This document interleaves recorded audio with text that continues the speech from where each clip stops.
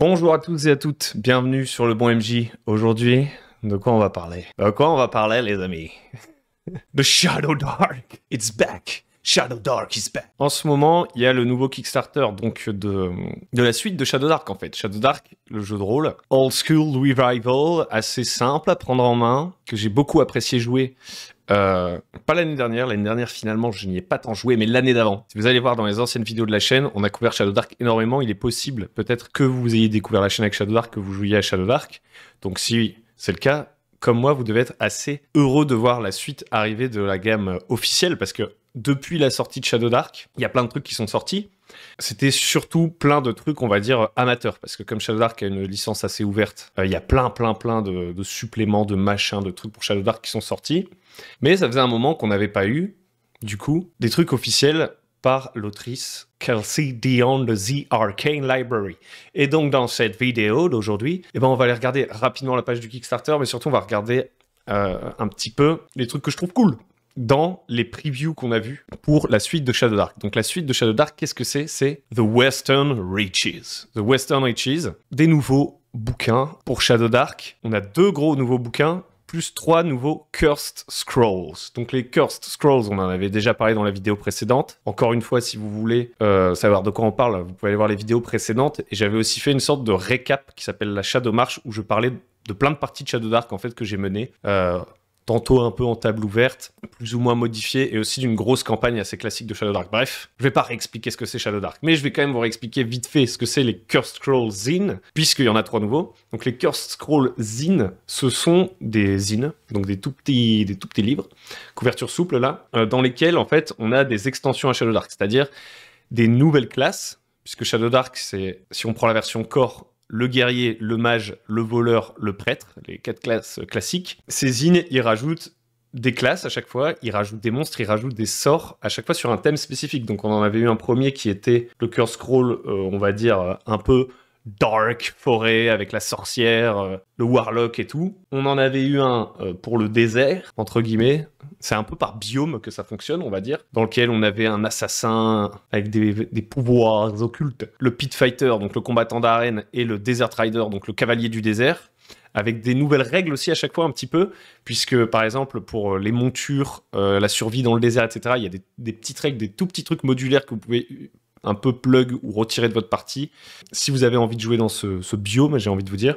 Donc on a ça à chaque fois. Et le troisième, c'était sur plus ou moins l'univers des Vikings, avec le devin, un raider, l'utilisation des bateaux, le biome entre guillemets de la glace, tout ça. Donc à chaque fois, c'est ça, les petits Curse Scrolls.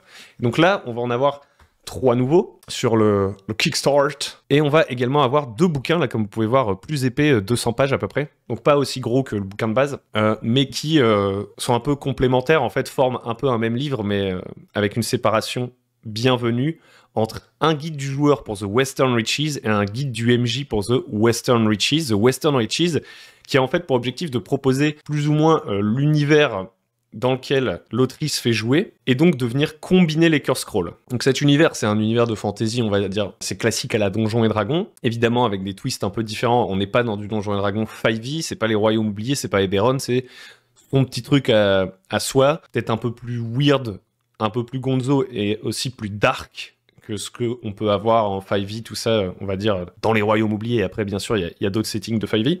Donc en fait, ouais, l'objectif de The Western Reaches, c'est de venir proposer un grand X-Scroll, une grande carte qu'on va pouvoir venir explorer avec plusieurs villes, les différents biomes des premiers Curse Scrolls, mais aussi des nouveaux Curse Scrolls, et probablement des Curse Scrolls à venir. Donc je prends un peu le temps avant qu'on regarde vraiment le fond.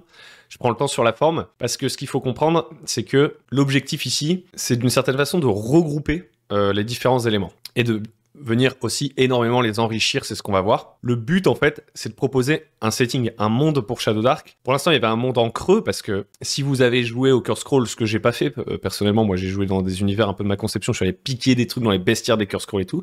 Et si vous avez joué au Curse Scroll, il y a une sorte de lore, mais très très léger, c'est pas genre une chronologie, c'est pas cette approche-là du lore, c'est plutôt des petits secrets, des petits hooks, etc. Et The Western Reaches, il vient essayer d'y rajouter un peu plus de cohérence, Et son objectif, a priori, c'est de pas venir vous enfermer justement dans le lore. Donc c'est d'en gros, vous proposer un gros bac à sable avec plein de petits éléments qui sont liés, plein de petits secrets, mais vous laissez l'espace de créer là-dedans, dans un esprit. C'est aussi une campagne maison avant tout, en fait. Et un autre truc qu'on peut voir, c'est que dans le nom, il y a The Western Reaches, ce qui n'est pas sans rappeler les West March, donc qui sont le nom un peu donné à une forme de campagne inventée par un mec, j'ai plus son nom, là ça me vient plus.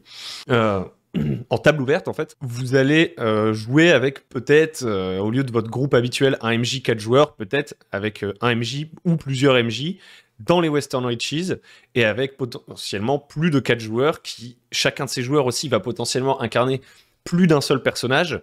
Il y a un peu cette idée de créer une sorte de monde ouvert, de monde open, où on peut venir jouer, etc.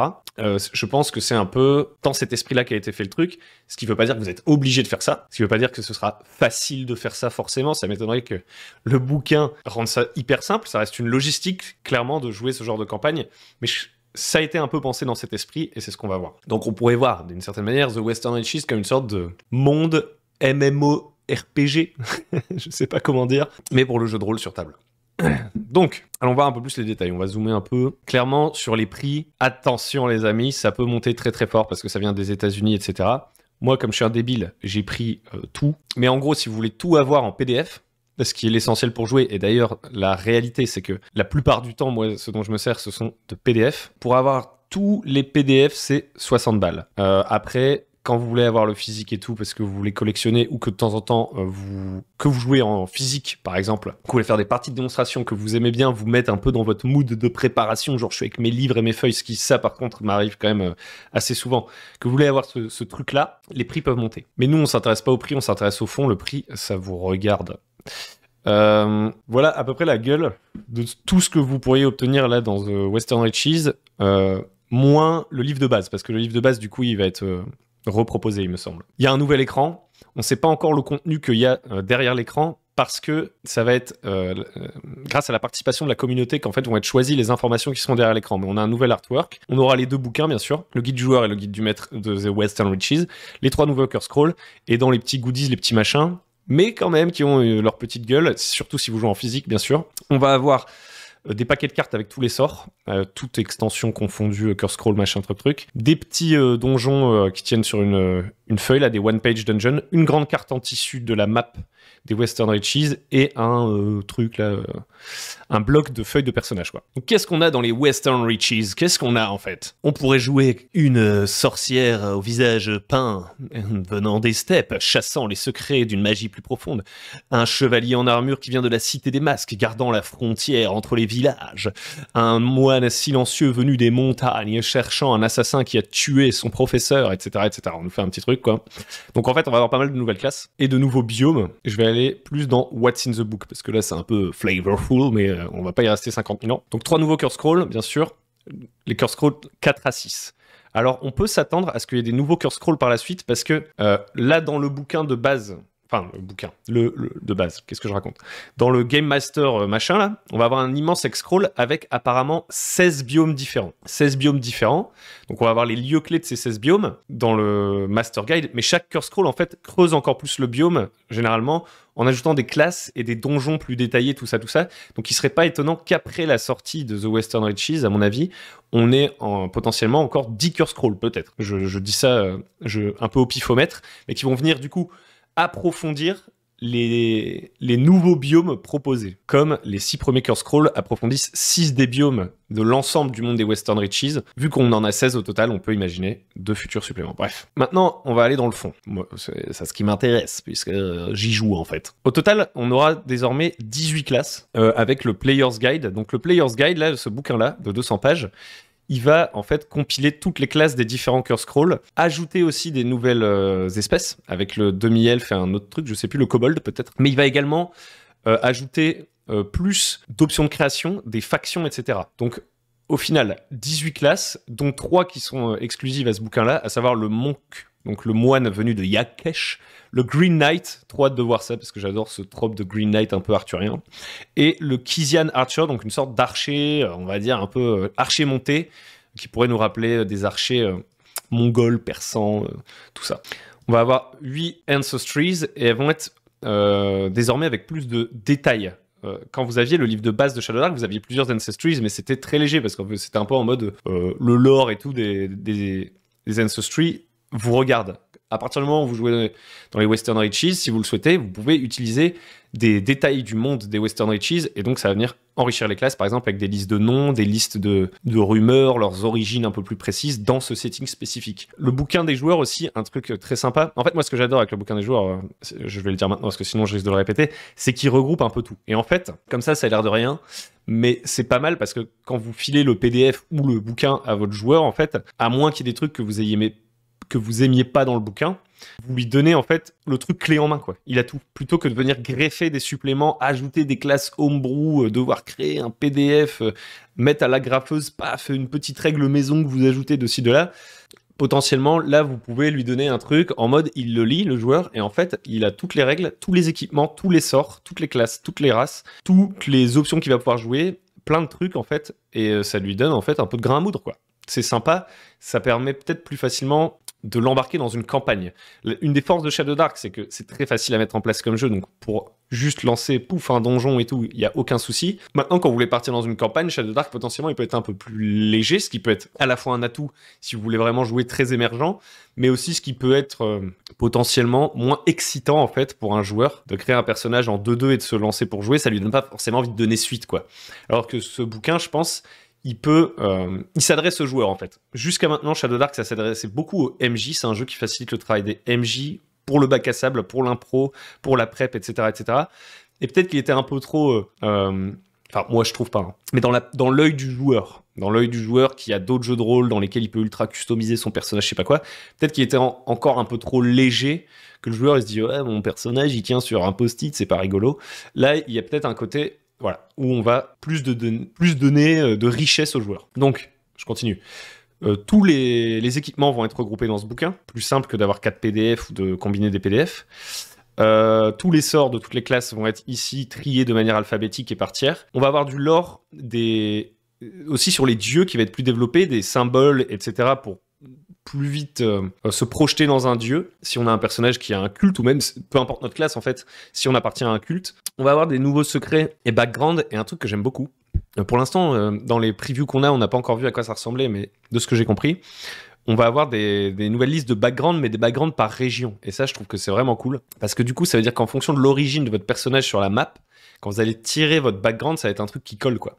C'est-à-dire que s'il vient du désert, il va avoir une liste de background du désert. S'il vient d'une cité, il va avoir une liste de background de cité, etc., etc. Donc ça, je trouve que c'est plutôt sympa. Il va y avoir 4 factions, je crois, que les PJ peuvent rejoindre. On regardera un peu après, mais je trouve que c'est intéressant pour justement regrouper les personnages, leur donner des objectifs, voire créer du PVP si vous êtes vraiment en table ouverte et tout. Et puis, il va y avoir voilà, plein de rumeurs, de trucs sur le monde en fait, voilà, sur le truc de base qu'il faut savoir sur le monde des Western Reaches avant de se lancer dans une campagne en tant que joueur. Donc très très cool tout ça. Ensuite au niveau du Game Master, ici on va avoir la map complète donc des Western Reaches forcément. On va avoir les 16 régions dont je vous parlais, dont 10 nouvelles, mais 10 nouvelles du coup, comme on le disait, qui n'ont pas encore leur curse scroll et qui à mon avis vont être les futurs développements du jeu. On a un X-Scroll avec 250 plus de 250 points d'intérêt. Donc ce qu'il faut savoir, c'est qu'un point d'intérêt dans un Hearthscroll Shadow Dark, c'est grosso modo un paragraphe qui va prendre une demi-page, donc en réalité c'est pas un truc énorme. Vous n'allez pas avoir 250 donjons mappés avec du gameplay. Vous allez avoir 250 lieux qui vont se référencer les uns envers les autres et sur lesquels vous allez pouvoir ajouter de la prep ou improviser, mais en tout cas vous allez avoir un X-Scroll grosso modo quand vous le parcourez, il y a des endroits prévus, il y a des vides que vous allez combler avec votre propre préparation ou avec des tables aléatoires. Et vous avez, on va dire, 250 prompts de base, quoi. Ça peut être des villes, ça peut être des donjons avec un petit conflit qui est décrit, mais tout le donjon n'est pas développé. On va avoir des nouvelles mécaniques, ça c'est un des trucs que je préfère.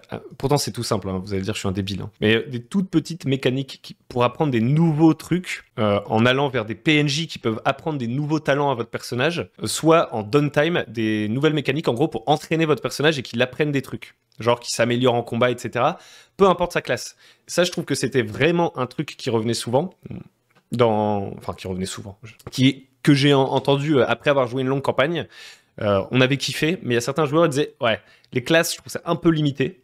Quand on joue sur du long terme, au bout d'un moment, j'aurais bien aimé que mon personnage il puisse apprendre des trucs. Genre mon mage, il peut que se battre avec une dague et un bâton, c'est un peu con. J'aimerais bien qu'il puisse se servir d'une épée. Et ben là maintenant vous avez des règles pour gérer ça. C'est tout simple.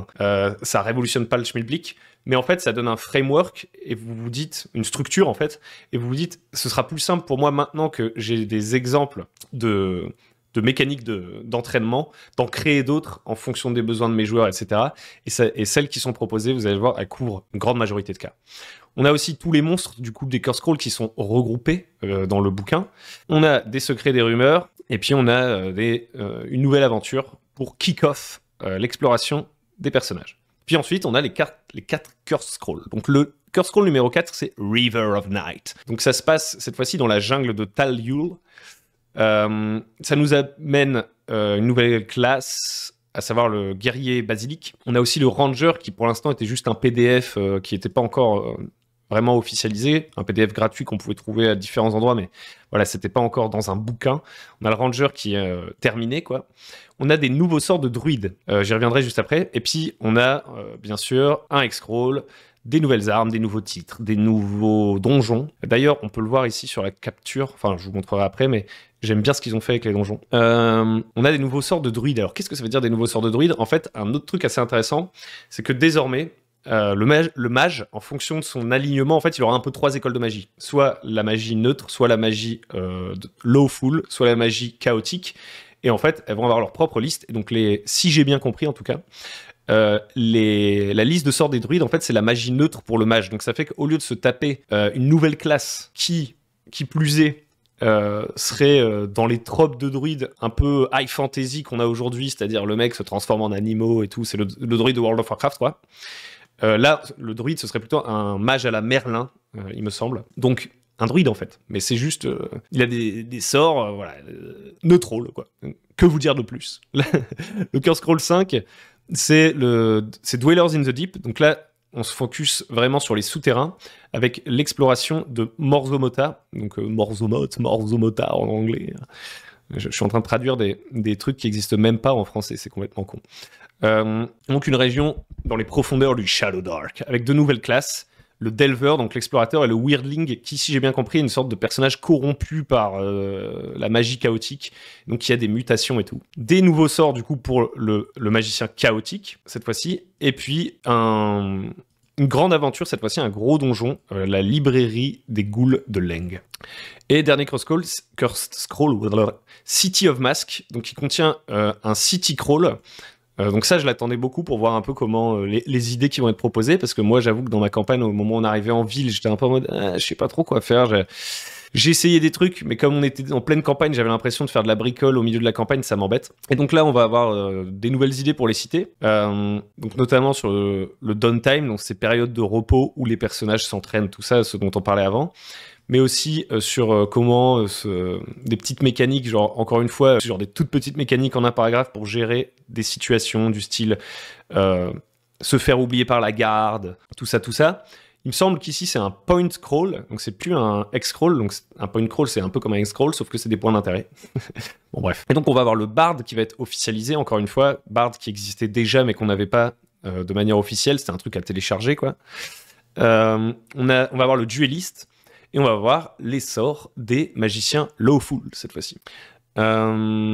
On va aussi avoir des nouvelles règles, pour l'instant je sais pas trop ce que ça va être, mais sur le carousing. Donc le carousing, ce fameux truc où vous venez claquer votre or pour gagner de l'XP et tout. Le truc sur lequel je vais pas m'étendre, c'est, mais que j'expliquais un petit peu au début, c'est que en fait il y a des crossovers, c'est-à-dire que quand vous prenez les Curse Scrolls, il y a des trucs que vous aurez en doublon dans les livres guide du joueur, guide du MJ. Mais il y a aussi des trucs qui sont que spécifiques au Curse Scroll, et des trucs qui sont que spécifiques à ces livres-là. Donc là, bon, on voit quand même un peu la petite manœuvre commerciale. D'un autre côté, si vous kiffez le jeu, pour moi, ça a du sens. Mais par contre, si votre objectif, c'était juste de tout avoir, effectivement, ça peut coûter un peu cher. Et donc, à mon avis, il vaut mieux prendre...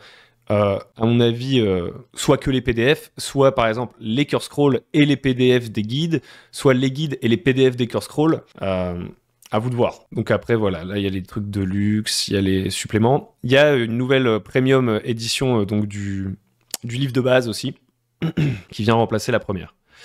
Donc maintenant, on va aller voir ce qui m'intéresse le plus, à savoir les previews, en fait. On va regarder ce qu'il y a dans les livres, dans les previews. Ok. Donc ici, on est sur le Curse Scroll 4, River of Night. Donc, vous voyez, le format curve scroll classique, intérieur de page, on a un X scroll, ici la jungle, et puis on a la nouvelle classe du basilic. Donc je ne vais pas passer de temps sur la classe spécifiquement, mais c'est que pour vous voyez un peu la gueule des trucs. Ce qu'il faut savoir aussi, c'est que il y a toutes les classes, plus ou moins, là, dans les nouveaux bouquins, vont avoir des nouveaux artworks qui sont directement pensés pour Shadow Dark. Il me semble pas qu'il y ait d'IA ou des trucs comme ça dans Shadow Dark. Par contre, il y avait peut-être des trucs un peu libres de droit ou récupérés à droite à gauche. Là, maintenant, vu qu'ils ont eu un excellent succès sur leur premier Kickstarter, ils peuvent se permettre de tout refaire illustrer, d'avoir leur propre charte graphique, quoi, sur vraiment l'ensemble de la gamme. D'ailleurs, à l'heure où on parle, on est jour 2 là, du Kickstarter. Le nouveau Kickstarter, c'est n'importe quoi. C'est-à-dire qu'en un jour, ils ont fait $1 million. Donc $1 million, ils ont quasiment fait en fait autant qu'à leur premier Kickstarter, avec le deuxième en une seule journée. Ce qui est complètement foufou. Enfin, je crois que c'était 1 million, je sais plus honnêtement.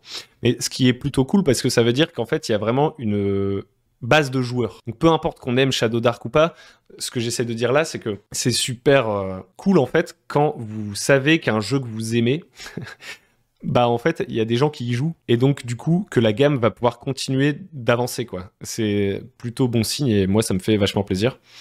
Parce que souvent, dans le jeu de rôle, les livres de base se vendent bien, mais au fur et à mesure qu'il y a des suppléments, ça se vend de moins en moins bien, parce que voilà, on joue pas à tous les jeux, quoi. Et Shadow Dark, pour le coup, il a une grosse communauté, donc ça, c'est chouette. Donc là, on a les sorts de druides. Je vais pas m'attarder sur les sorts de druides. En fait, je veux pas m'attarder sur les trucs où il y a plus de quantité, on va dire, entre guillemets. Ce sera peut-être l'objet de futures vidéos quand je vais me remettre à jouer à Shadow Dark, parce que forcément, là, j'ai bien envie de relancer une campagne. Je vais pas m'attarder sur chaque sort, sur chaque machin. Ça n'aurait pas d'intérêt, à mon avis. Je vais plutôt m'attarder sur les trucs complètement nouveaux. Voilà, par exemple, un des trucs que j'aime bien, c'est que vous voyez, avant, dans les Curse Scroll, en fait, vous aviez un gros donjon. Alors là, il faudrait que je le fasse tourner. Comment on fait tourner? Rotation. Pouf. Vous aviez un gros donjon, en fait, je vais vous montrer. Par exemple, dans le Curse Scroll Zine 1, on avait un gros donjon comme ça. Donc du coup, on était en double page le donjon, quoi. Et après, on avait les infos, comme ça, page après page, sur le donjon, ok? Donc ça faisait que on avait un donjon assez conséquent, qu'on peut faire plusieurs fois, qui sera probablement pas fait exactement de la même manière, avec plusieurs entrées, tout ça. Ce qui est très bien, hein, c'est cool. Mais moi, j'avoue, je suis plus fan des mini-donjons, parce que quand je suis dans une campagne un peu homebrew, les gros donjons, c'est les trucs que je vais avoir envie de préparer, moi-même, potentiellement. Et j'ai pas envie d'apprendre, mémoriser un gros donjon, quoi. Enfin, après, chacun voit midi à sa porte à ce niveau-là, mais ce que je trouve intéressant dans des mini-donjons comme ils sont présentés désormais, c'est-à-dire un peu en une page, ils sont plus courts, certes, mais ils sont plus faciles, je pense, à utiliser à la volée dans un grand bac à sable, en fait. C'est-à-dire que vos PJ sont en train de se promener, ils tombent sur un truc qui est un peu une sorte de grotte et tout dans la jungle, vous faites, bon bah go, je vais prendre ce donjon-là, je l'ai peut-être pas lu avant, mais en fait, il tient sur 2 pages, le donjon. Donc, je vais pouvoir le jouer facilement. Là, on a la map, les rencontres aléatoires dans le donjon, et les salles, ça tient sur 2 pages. Donc moi, je suis assez fan de cette idée. Si dans chaque biome, il y avait 3-4 donjons comme ça, ce serait cool. En fait, moi, je m'amuserais à faire le méga donjon, le grand donjon de la zone. J'aurai mes petits donjons à côté, que je peux plus facilement déployer en 2-2, mémoriser aussi. Donc ça, j'aime bien. Donc là, par exemple, dans ce Curse Scroll, au lieu d'avoir un gros donjon, on a 2 petits donjons, vous voyez. Bon, là, il n'y a pas tout, c'est la preview, il n'y a que 21 pages. En général, un Curse Scroll, c'est 60 pages, mais ça donne une idée, quoi. C'est pas le Curse Scroll le plus intéressant. On a le Curse Scroll 5, où là, il y a peut-être un peu plus de nouveautés. Je crois que le truc qui a le plus de nouveautés, c'est après. Donc là, on a les nouvelles classes, le Delver, donc l'explorateur, qui a un peu des avantages pour utiliser les équipements, tout ça, et le Weirdling avec sa corruption. Peut-être il a un tentacule, peut-être il a un truc. Il est touché par le chaos, le Weirdling, en fait. Il a des mutations avec les sorts chaotiques pour le mage. Et là, par contre, dans ce Curse Scroll-là, on est plutôt sur le format grand donjon, du coup. Puisqu'on a un donjon où il y a 36 salles à vue de nez. J'ai l'impression que le numéro le plus élevé, c'est 36 salles. Donc lui, il va peut-être être un peu plus classique, mais c'est vraiment, du coup, le donjon qui se trouve dans le Shadow Dark à proprement parler. Donc, c'est typiquement l'endroit où on va avoir un plus grand donjon. Là où, quand on se promène un peu à la surface, on a envie d'avoir des petits bâtiments à visiter, des petits temples, des petits trucs. Donc, je trouve que c'est plutôt pas mal. Voilà, Curse Scroll 6. Ici, on va avoir un truc sur lequel je vais m'arrêter, je pense, de mémoire. On a le dueliste. Voilà, maintenant on a une mécanique de renom que je trouve assez sympa. Ça casse pas trois pattes à un canard, on aurait pu l'inventer nous-mêmes. Mais ce qui est cool, c'est que ça va apparaître dans le bouquin des joueurs. Et du coup, comme ça apparaît dans le bouquin des joueurs, ça peut leur donner envie de jouer autour de cette mécanique. C'est ça qui est le plus important pour moi, c'est que quand vous avez les règles qui sont player facing, c'est-à-dire les joueurs sont au courant que ces règles existent, ça crée du jeu en fait. Ça peut leur donner envie de manipuler ce genre de truc. Donc le renom, c'est un truc qui va augmenter avec le temps. Le renom d'un PJ démarre égal à son charisme, apparemment. Ça peut être négatif du coup, puisqu'on peut avoir un charisme pourri dans Shadow Dark. Et du coup, en fonction de notre renom, les gens vont réagir, on va dire, quand on est en ville, tout ça, de manière un petit peu différente envers nous. Et si on a un très haut renom, parce qu'on peut le faire monter au-delà du charisme, en fait, le charisme au max, il va être à plus 4, là on pourrait faire monter à 6, 7, 10, 11 plus, on va améliorer nos résultats de carousing, et globalement être beaucoup mieux perçu dans la ville. C'est un peu mécanique, donc on peut un peu l'utiliser en faire valoir, quoi. Donc ça, j'aime bien. Et du coup, on a des moyens de monter en renom, par exemple en gagnant des niveaux, en étant honoré publiquement, etc., etc. C'est des petits exemples. Et on va pouvoir utiliser notre renom, en fait, à la place de notre charisme dans les situations où notre renom nous avantage par rapport à notre charisme, quoi. Donc c'est tout bête, mais on a désormais une base, en fait, pour une mécanique de réputation de base pour gérer comment on est perçu dans les villes, quoi. Les différents lieux, tout ça, tout ça. Donc là, on a les sorts de mages lawful. Et là, on a un de mes trucs préférés, tout simple, mais redoutablement efficace, le downtime. Donc avant, en fait, quand on était en downtime dans Shadow Dark, bon, déjà, on peut jouer le truc freeform, on va au resto, on achète des trucs, on fait du roleplay, tout ça, si on a envie. Mais mécaniquement, il n'y avait pas grand-chose, quoi. C'est du jeu normal. Et on avait, on va dire, dans les mécaniques spécifiques au moment où on se trouve en ville, quoi, pour se reposer, on avait deux possibilités. On avait le carousing, qui était une mécanique qui nous permet de dépenser notre or et nos trésors, notre surplus, en fait, et du coup de justifier un peu d'aller chercher cet or, ces trésors, etc., de le dépenser pour gagner de l'XP en organisant des teufs et tout. Et on avait une autre mécanique, mais qui était très loose, c'est-à-dire très lâche, très floue, pas hyper activable, qui demandait beaucoup d'arbitrage pas forcément agréable, parce que du coup on a l'impression que c'est le MJ qui distribue les bons et les mauvais points, et ça prend de la... Moi, c'est le genre de truc qui me prend de la charge mentale, quoi. On avait une mécanique de learning pour apprendre des nouveaux skills, des nouvelles capacités. On avait très peu d'exemples sur comment ça marchait le learning, et surtout on nous disait qu'il fallait éviter avec le learning de pouvoir apprendre les trucs des autres classes, quoi. Parce que sinon, le jeu en classe et le fait qu'on ait une niche fonctionne moins bien. Et moi, j'avais des joueurs qui me disaient « Ouais, mais j'aimerais bien quand même pouvoir un peu améliorer mon personnage. Je trouve que tirer un talent tous les 2 niveaux, c'est un peu léger. Et voilà, j'aimerais bien apprendre d'autres trucs. Et maintenant, on a un framework pour ça. Donc, une structure. Les PJ peuvent faire une activité de downtime entre chaque aventure. Certaines activités peuvent nécessiter de trouver ou de payer un professeur. Donc ça, c'est pour apprendre des nouveaux trucs, hein.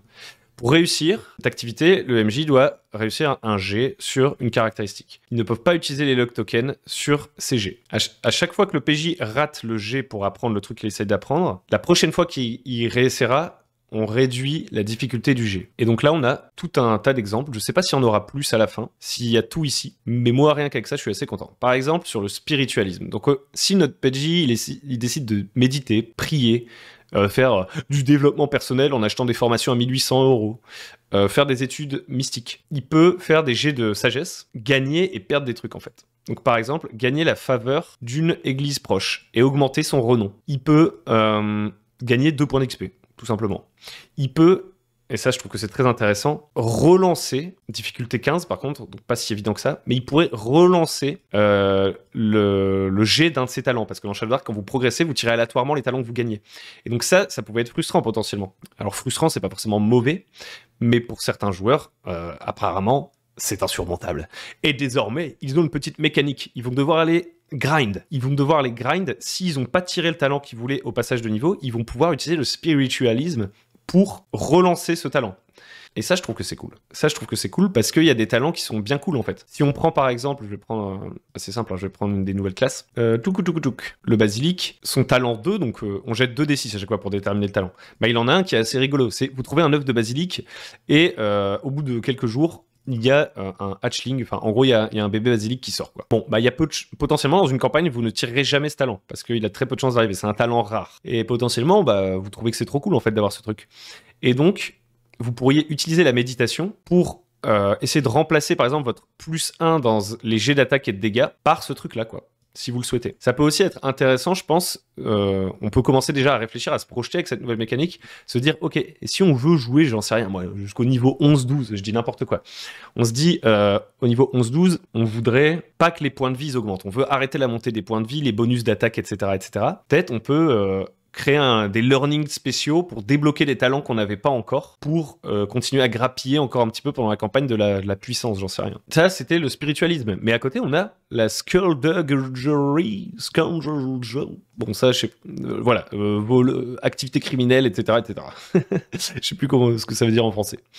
Donc là, avec du charisme, en downtime, on peut lay low, donc c'est-à-dire faire profil bas, échapper à la garde. Donc, c'est-à-dire, on sort par exemple d'une séance où on a fait un cambriolage. À la fin de la séance, ça se termine en mode vous réussissez à vous échapper avec les trésors. À la semaine prochaine. Par contre, attention, vous aurez la garde au cul. Lol. Et là, il y a un joueur qui fait eh bien, dans ce cas, pendant mon downtime, je vais utiliser lay low.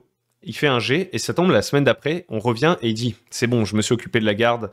J'ai corrompu les gens en ville, etc. Ça s'est joué pendant l'ellipse, mais il a réussi à enlever la garde comme problématique. Il peut lancer des rumeurs, par exemple. Et en fait, tout ça, on se dit, on n'a pas forcément dans l'absolu besoin de le faire en downtime. Ça nous inspire potentiellement aussi sur des actions qu'on pourrait faire en séance ou des trucs qu'on a envie d'ellipser. Par exemple, lancer une rumeur, qu'un PJ lance une rumeur, je me dis, est-ce que j'ai envie que ça prenne 45 minutes dans ma séance de jeu? Pas sûr. Bah, je me dis maintenant, mais en fait, c'est tout simple, je peux juste utiliser cette mécanique. Elle est dans le bouquin. J'aurais pu l'inventer facilement, dire, ok, fais-moi un jet de D12, on va voir si t'as réussi à lancer une rumeur. Mais comme j'ai pas de support dans le bouquin, je suis toujours un peu dans le flou. Je vais peut-être pas penser à faire un truc aussi simple, et mes joueurs vont peut-être pas penser à faire un truc aussi simple non plus. Là, maintenant que c'est visible, en fait, que c'est dans le jeu, je pense que ça va faciliter l'utilisation de ces trucs-là. Donc pareil, il peut faire des arnaques, tout ça. Il peut aller voler des machins dans des ellipses et tout. Donc ça, c'est cool. Quand on est dans du jeu en ville, en fait, ça permet de gagner beaucoup de temps pour pas jouer la moindre scène de cambriolage, etc., etc. Le martial training, ça c'était un truc que les joueurs ils voulaient beaucoup. C'est le fait de pouvoir apprendre à manier de nouvelles armes. C'est tout con, mais la règle est différente en fonction de votre dé de vie. Donc ça veut dire que si vous avez une classe censée être squishy, c'est on va dire fragile, comme un voleur, un mage, que vous êtes D4, vous n'aurez pas des options aussi fortes en entraînement au combat que les guerriers, etc. Donc ça continue de protéger votre niche. Fait que le mage, en s'entraînant, il peut pas devenir aussi fort que le guerrier en combat, quoi qu'il arrive, mais il peut quand même un peu progresser. Il peut gagner un petit +1 au toucher, au dégâts. Il peut aussi apprendre à manier une arme un peu plus forte. Il pourra pas apprendre à utiliser des armures supérieures. Et je trouve que ça, c'est nickel, en fait. Et par contre, le guerrier, lui, il va pouvoir apprendre à devenir encore plus fort sur certaines armes en augmentant de 1 la catégorie de dés de l'arme, par exemple. D12 max. Donc, ça veut dire que, par exemple, si l'épée longue, ça fait D8, il va pouvoir s'entraîner.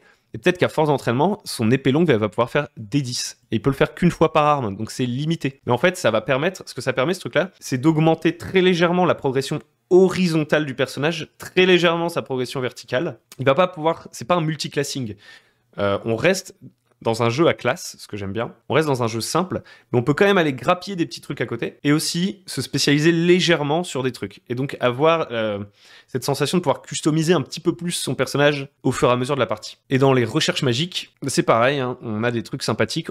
On a des trucs pour créer des parchemins, créer des potions, créer des baguettes. Donc ça, il y a forcément un moment où il y a des joueurs qui voulaient faire ça et les règles couvraient pas trop le truc. On peut s'entraîner à préparer des sorts, tout ça. Donc voilà, moi tout ça, je suis super content qu'il y ait ça. J'espère qu'il y aura plus de 2 pages. Genre, je serais fan. Là, je sais pas ce qu'ils pourraient mettre en plus. J'ai pas forcément d'idée, mais j'aimerais bien voir s'ils mettent, s'il va y avoir des choses en plus sur ce downtime, ou même, alors pour l'instant, ça, j'en mettrai pas ma main coupée, mais des idées pour le jeu en domaine ou quelques idées, genre vraiment un truc tout simple, une double page pour recruter des mecs, installer un business, construire une base, je sais pas quoi, des trucs un peu, on va dire, high level OSR, qu'on n'a pas encore vu dans Shadow Dark. Ça m'étonnerait qu'il y ait ça, parce que sinon je pense qu'ils auraient plus mis l'accent dans la com là-dessus, mais en même temps, tout n'a pas encore été révélé, donc peut-être une belle surprise à ce niveau-là. On ne sait pas. Ensuite, ici, on a la City Overview. Donc là, on nous présente, c'est la première fois dans Shadow Dark qu'on nous présente une ville, j'ai l'impression, de mémoire, officiellement, la manière dont sont présentées les villes, le point crawl dans une ville, avec les rencontres aléatoires dans la ville, etc. Donc il y a une structure, on voit avec des rencontres aléatoires, du temps que prennent les déplacements entre les différents quartiers. On a une présentation en quartier toujours à la Shadow Dark avec des tout petits paragraphes là. Donc voilà, j'ai hâte de voir un peu le développement de tout ça. Est-ce que ça va être inspirant? Est-ce que ou pas? Franchement, là, comme ça, je sais pas trop.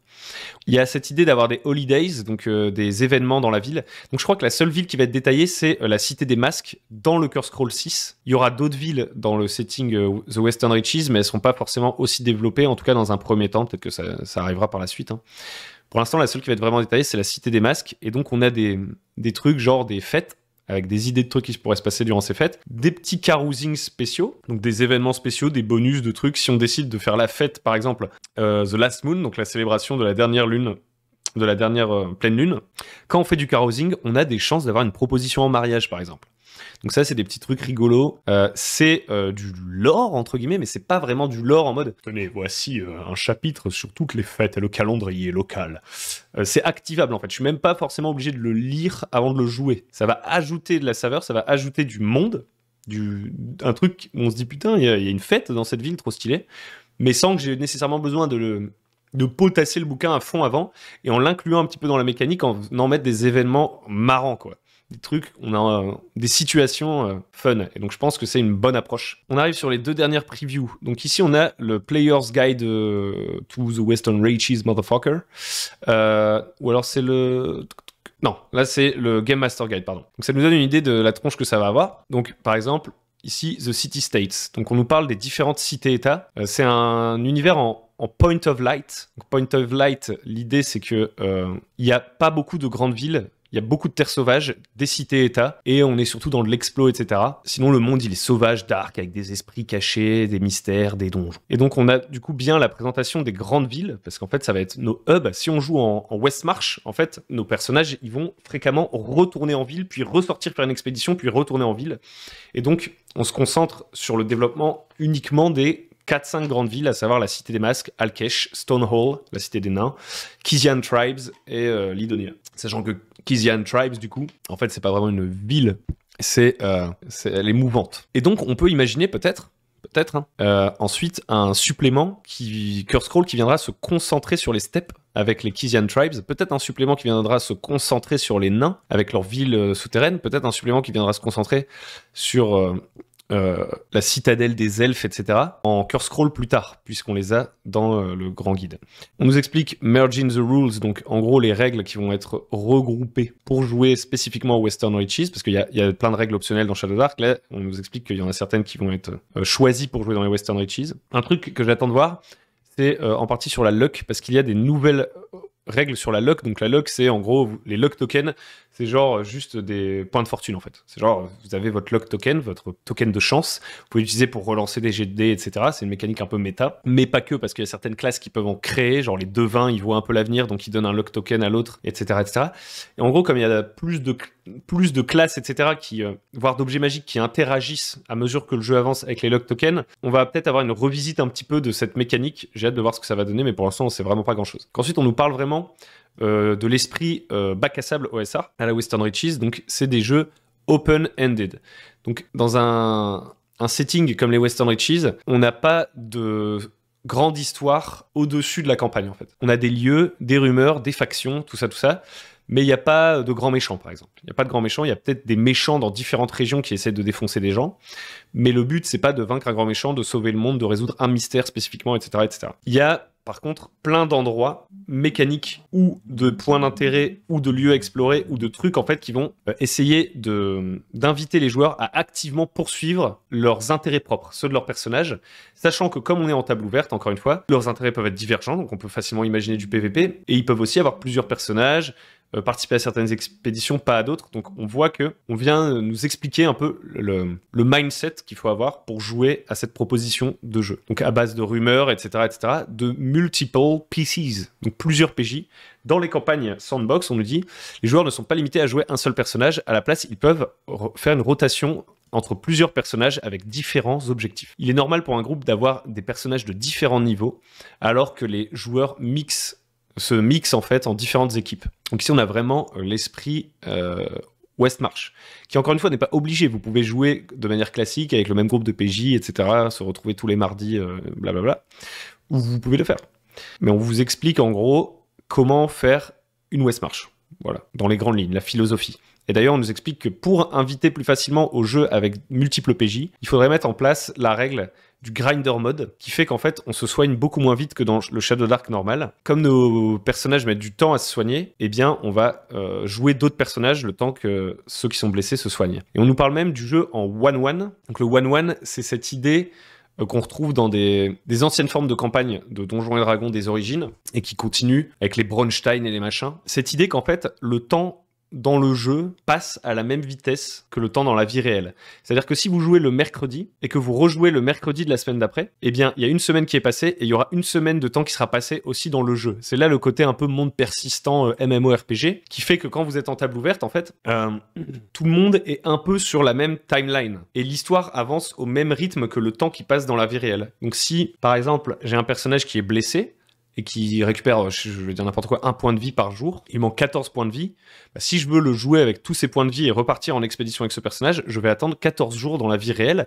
Et donc si je veux jouer entre-temps, je vais créer un autre personnage. Donc ça, c'est des trucs qui sont plutôt rares aujourd'hui dans le jeu de rôle comme dispositif de jeu, mais qui peuvent être intéressants en table ouverte. Et peut-être intéressants aussi avec nos fameux downtime. Par exemple, les downtime, là, les trucs d'entraînement et tout dont on parlait, on pourrait très bien dire qu'au lieu de faire un downtime entre chaque aventure, les personnages peuvent faire, enfin, un entraînement entre chaque aventure, les personnages peuvent faire, par exemple, une activité d'entraînement par semaine, en temps réel. Et donc, ça veut dire que mes persos que je sors pas souvent, je peux quand même les entraîner un petit peu pour les récupérer plus tard et tout. Il y a un côté où le jeu vient vraiment s'intégrer au quotidien, quoi. Et donc en général, dans ces parties Westmarch, on en a déjà un peu parlé sur la chaîne, mais il peut y avoir un à plusieurs MJ qui vont donner leur dispo, et en fait les joueurs s'organisent entre eux pour choisir des expéditions qu'ils veulent faire, des objectifs qu'ils veulent poursuivre. Ils essayent de prévenir le MJ un peu à l'avance, genre 3-4 jours avant, enfin tout dépend, hein, je sors des nombres de jours au pif. Et puis le MJ, il voit, ok, ils veulent partir au temple de machin, mercredi, il y a ce joueur, ok, on bloque. Mercredi, on va faire ça, les gars. Moi, je prépare le temple de machin. Boum, mercredi, les joueurs, ils sont là, ils se ils font OK, on est dans la game, on fait l'expédition. Le MJ fait le truc, pouf, fin de la game. Et ils se préparent pour la prochaine game.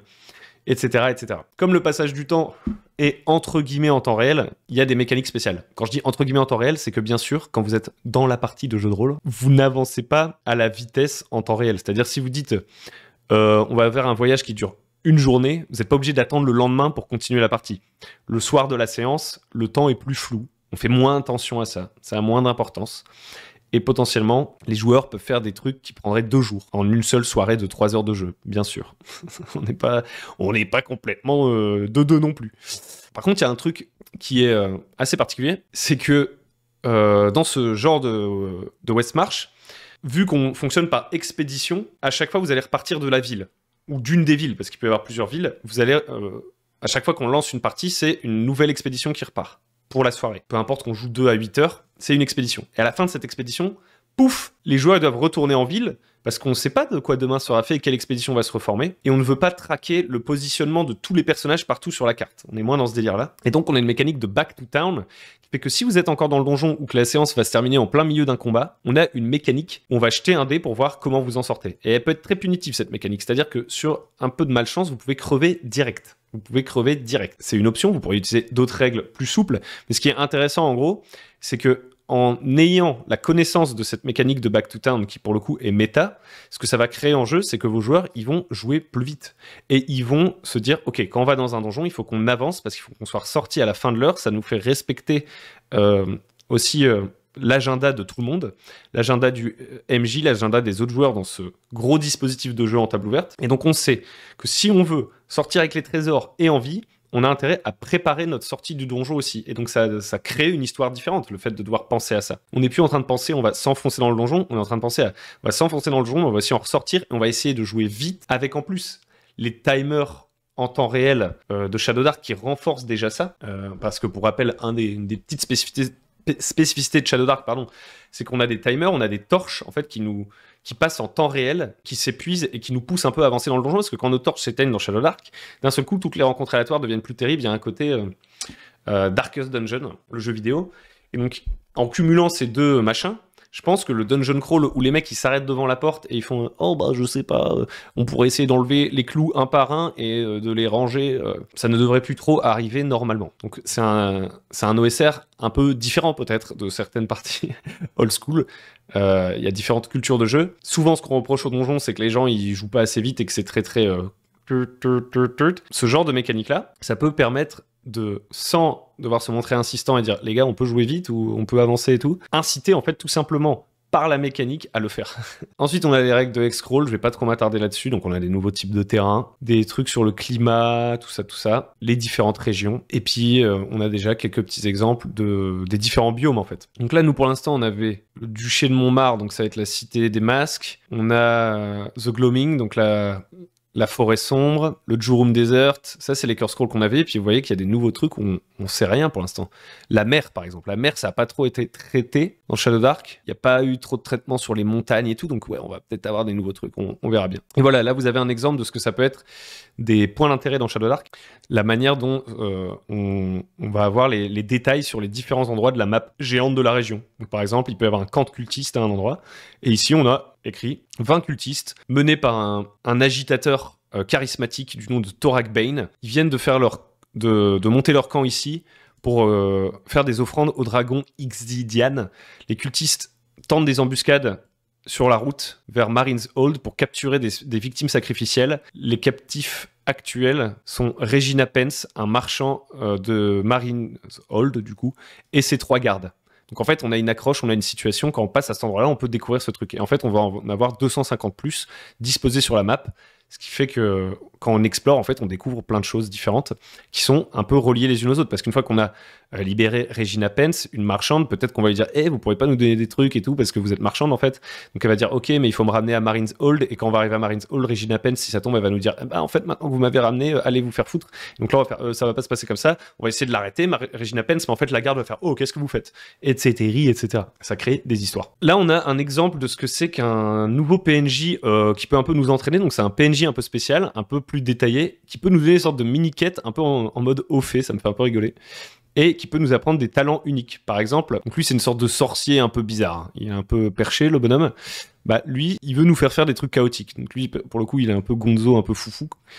Il va nous dire par exemple si on s'accroche une liche, c'est pas une liche, c'est une sangsue géante pendant une semaine et qu'on la fait survivre, il veut bien nous apprendre un truc, donc il est vraiment perché le mec. L'oncle Grigor est un sorcier un peu fou, versé dans les secrets antédiluviens. Donc le mec, il est un peu barjot. Et il peut nous apprendre des trucs genre gagner un bonus de +1 pour lancer des sorts de sorcier. On peut avoir plus de points de vie. Il peut nous aider à ressusciter nos familiers, etc. Donc lui, c'est un maître sorcier, quoi. Et on a différents maîtres, en fait, qui vont nous être proposés, qui peuvent nous apprendre des trucs spécifiques, donc des trucs, en fait, qu'on peut apprendre que si on a rencontré ce personnage, ce qui pousse aussi à l'exploration, encore une fois. Par exemple, ici, on a Wendry Oxfoot. Donc c'est plutôt un survivaliste qui peut nous apprendre des trucs. Donc il va nous faire des épreuves de survivalisme, du genre survivre 3 jours et nuits dans le marécage avec quasiment aucun équipement. Si on a fait nos preuves, il voudra, par exemple, bien nous apprendre à trouver plus facilement des rations, à détecter des poisons rien qu'à l'odeur, etc. Donc des petits trucs comme ça. On va aller voir le dernier bouquin. Ça me rend bavard tout cette affaire. Donc,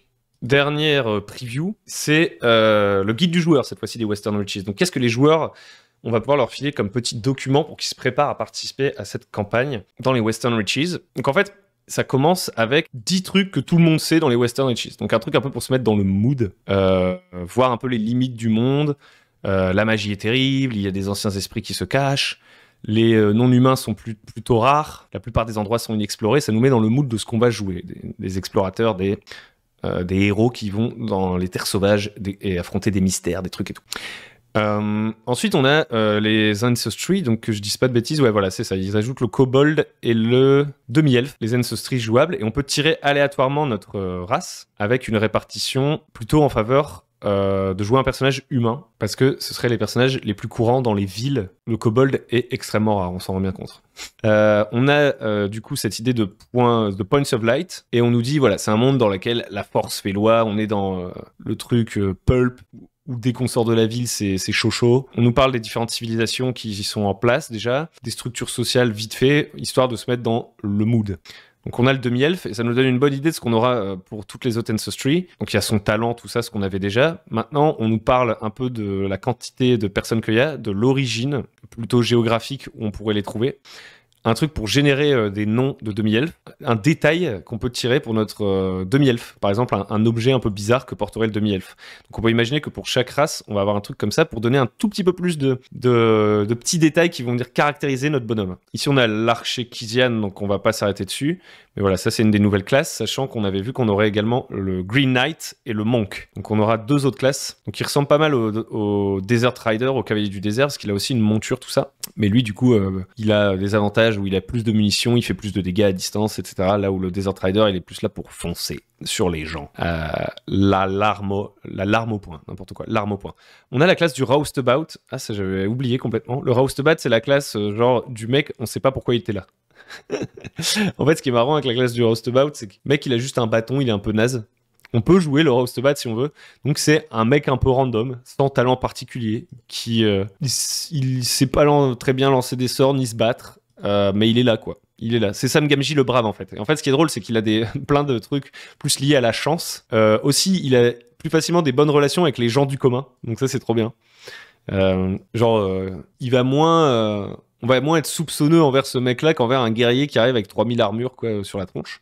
Et aussi dans la manière un peu aléatoire qu'il a de progresser, bah, il peut apprendre un sort ou à manier une arme. C'est le mec, en fait, il progresse sur le tas. Là, on a le Warlock qu'on avait déjà, mais il y a un nouvel artwork. Donc là, on a un exemple des détails. Donc ça, toujours, hein, c'est les trucs que les joueurs pourront voir, a priori. Puisque ce sera dans le guide du joueur. Donc là, on a maintenant des détails un peu plus précis sur les dieux, où on a des tenets, donc c'est-à-dire des différentes manières de se comporter si on est aligné avec le culte de tel ou tel dieu, la perception que les gens ont de cette divinité, etc. etc. On a des nouvelles options qui là sont pas détaillées, mais donc du coup pour plein de nouveaux backgrounds en fonction des différentes régions. On a aussi des nouvelles listes de secrets pour nos personnages pour leur donner un petit truc sur lequel commencer à jouer au début. On le voit pas dans la preview, mais voilà, on peut imaginer des grandes tables aléatoires, plus customiser les personnages ou choisir directement. Et on a cette idée de nouvelles factions, donc on a 4 factions qui sont pas particulièrement originales, mais qui viennent permettre de cadrer peut-être la création de groupes ou même la concurrence entre différents groupes d'aventuriers, etc. On a les bardes qui sont un ordre de héros au grand cœur et qui essaient de faire le bien. C'est ça ce qu'ils essayent de faire. Le Jeweled Eye, l'œil de joyau, une faction secrète et ambitieuse qui est principalement un truc de chasseur de trésors, donc qui sert pas forcément à faire le bien, ils sont plutôt là pour faire de la thune. Les Torchbearers, un grand collectif d'aventuriers qui cherchent la gloire en particulier et à réaliser des exploits, un peu plus des poètes. C'est marrant parce que j'aurais mis les bards qui essayent d'avoir la gloire et les Torchbearers qui essayent de faire amener de la lumière dans le monde et faire le bien, quoi. Mais bon.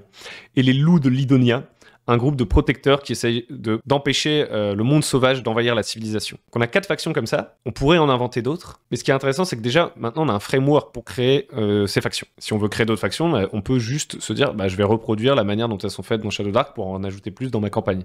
Et donc on a le genre de mission qui pourrait nous confier, le genre de contraintes qui nous donnerait ces factions, on va dire notre éthique en fait, la perception que les gens ont de ces factions, leurs symboles, et on a un exemple ici d'avantage à être membre de cette faction. Donc par exemple, en fonction de notre niveau et de la faction dans laquelle on appartient, on aura différents avantages. Donc des talents bonus et tout. Et toujours hyper simple, hyper épuré de Shadow Dark, c'est pas une inflation mécanique, c'est pas un jeu de build quoi, mais on vient ajouter, sans vraiment rajouter du crunch, on vient rajouter des petits trucs quoi. Des petits trucs un peu rigolos qui différencient nos persos et qui vont permettre de les customiser, surtout en termes de saveur, quoi. Et ça se termine sur un exemple de comment la faction, c'est la faction des quoi ici, les Torchbearers peut-être, je sais pas, c'est qu'un exemple, mais en gros des lieux de rendez-vous pour les différentes factions dans chacune des 5 grandes cités-états du monde. Donc ça veut dire que si vous êtes dans une sorte de Westmarch, vous pourriez facilement créer des salons en fait, par exemple sur votre Discord, je dis n'importe quoi, qui aurait le nom des différentes tavernes, des différentes factions dans les différentes villes, pour que les PJ s'y retrouvent et organisent leurs expéditions en fait. Et si, à tout hasard, on avait des règles de downtime pour se créer un petit hub, un petit château, un petit machin, vous pourriez fortifier votre taverne ou je sais pas quoi, ça pourrait être marrant. et que les autres mecs des autres factions, ils viennent vous péter la tronche pour vous carotte votre truc si vous ouvrez un peu le PVP dans votre campagne ouverte, quoi. Pourquoi pas, pourquoi pas. Donc voilà, je vous ai montré ce qu'on sait à peu près. Donc après, il y a la carte, il y a tous les petits trucs physiques, les cartes avec les sorts et tout, qui peuvent être un truc en plus. Moi, je joue surtout à distance, mais j'avoue que là, avec tout le matos et tout, ça donne envie, hein, ça donne envie. Le problème, c'est l'anglais. J'ai envie d'essayer. Je sais pas encore exactement comment je jouerai à ce truc. Une table ouverte, c'est pas évident parce que quand on est en table ouverte, ça demande une rigueur, une organisation de fou. Il faut des gens vraiment bien motivés. En fait, le potentiel flop d'une table ouverte en Westmarch, je pense, c'est la Westmarch qui prend pas assez. Donc en fait, au final, on se retrouve à jouer avec peu de joueurs. Et donc on se dit autant faire une campagne plus personnelle avec juste ces joueurs-là, quoi. Avec les plus déter et tout. Si ça prend vraiment bien, la difficulté d'une Westmarch, je pense, c'est de pouvoir assurer, en fait. Genre, s'il y a plein de joueurs, ça commence à créer une logistique, il faut rajouter des MJ, il faut rajouter des trucs, il faut préparer de plus en plus. Donc c'est un gros projet, quoi. Soit on a énormément de temps, soit il faut laisser de côté d'autres projets à côté pour vraiment pouvoir tenir le truc. Si vous jouez 3 fois par semaine avec des gens différents dans la même campagne, faut trouver l'énergie de jouer à côté à d'autres jeux que j'attends, par exemple The Broken Empires ou mes petites campagnes en 1-1 là que je fais en ce moment. De toute façon, à l'heure où je vous parle, il me semble que les PDF de tout ce dont on a parlé aujourd'hui arrivent dans 2-3 mois, un truc comme ça. Ils vont arriver au fur et à mesure, normalement. Les bouquins en physique, ce sera sûrement pour la fin d'année, comme on est en Europe. Nous, ce sera peut-être en début d'année 2026. Donc moi, à titre perso, je pense pas que je vais y jouer tout de suite, mais clairement, ça a ravivé la flamme. J'ai envie de refaire du Shadow Dark, là. J'ai envie de refaire du Shadow Dark, j'ai envie de voir ces nouvelles classes, j'ai envie de retrouver les petites sensations. Et surtout, en fait, je suis trop content, si je devais fermer là-dessus, d'avoir les petites mécaniques, quelques petites mécaniques là sur les downtime et tout que je trouve très cool. C'est tout bête, mais ça vient donner une réponse, on va dire, officielle à certains trucs, et donc ça fait moins de charge pour le MJ. Si les PJ veulent s'entraîner et tout, je suis pas obligé de dire attends, pour l'équilibre, je sais pas quoi, je fais regarde dans le livre si c'est possible. Ah bah apparemment c'est possible. Il y a des limites et tout, mais elles sont bien dans le livre. Et ouais, je sais pas, table ouverte, pas table ouverte, campagne classico, je sais pas, mais ce qui est sûr, c'est que je retournerai into the Shadow Dark. Merci de m'avoir écouté, j'espère que vous avez apprécié cette vidéo. On se retrouve très bientôt sur Le Bon MJ. Salutations aux joueurs de la Shadow March et aux autres gens assez nombreux, mine de rien, avec qui j'ai pu jouer à Shadow Dark. Pour ceux qui jouent encore et tout, j'espère que vous amusez toujours autant et que vous êtes aussi excités que moi. Ciao, bye bye.